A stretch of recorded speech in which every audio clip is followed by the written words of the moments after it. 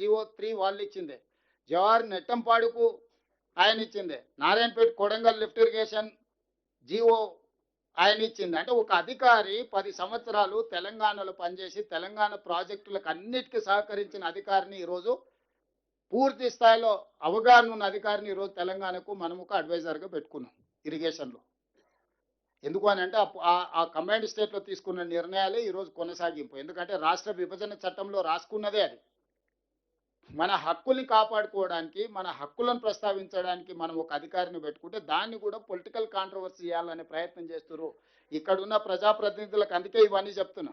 4 నుంచి 14 తెలంగాణ ప్రాజెక్టుల మీద పనిచేసింది ఎవరు?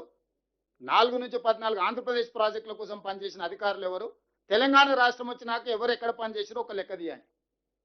దాంతో మనం ఎంత స్పష్టతతో ముందుకు వెళ్తున్నామో మిగతా అందరికీ అర్థం అవుద్ది. కాబట్టి చివరగా చంద్రశేఖరరావు గారికి మరొకసారి నేను సూచన చేస్తున్నా, దయచేసి మీరు రాండి సభకు, మనం ఒక మంచి వాతావరణంలో చర్చ చేద్దాం, తెలంగాణ నీటి హక్కులను కాపాడదాం. ఈ ప్రభుత్వానికి ఎలాంటి భేషజాలు లేవు.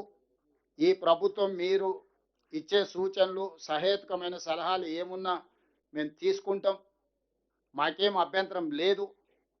సభకు రావాల్సిందిగా వారు కోరుకుంటున్న కేశవరావు గారు, సుఖేందర్ రెడ్డి గారు, పాత సీనియర్లు కూడా మీరు బయట ఎక్కడైనా విజ్ఞప్తి చేయండి వారిని రమ్మని.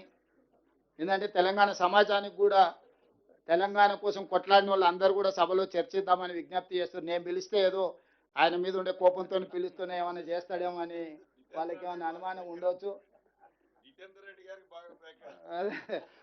జితేందర్ రెడ్డి గారు ఎలా ఉన్నారు? జితేందర్ రెడ్డి నాకు దగ్గరని ఆయన చెప్తే నమ్మడు. కాబట్టి ఆ రోజు తెలంగాణ ఉద్యమంలో ఉన్న వాళ్ళందరూ కలిసి ఒక ప్రెస్ మీట్ పెట్టి వెల్కమ్ చేయండి. కేశవరావు గారిని, జితేందర్ రెడ్డి గారిని, సుఖేందర్ రెడ్డి గారిని, రాజగోపాల్ రెడ్డి గారిని, అంజన్ కుమార్ యాదవ్ను, బలరాం నాయక్ను, పొన్నం ప్రభాకర్ గారిని, వివేక్ వెంకటస్వామి గారికి అందరికీ విజ్ఞప్తి చేస్తున్నా.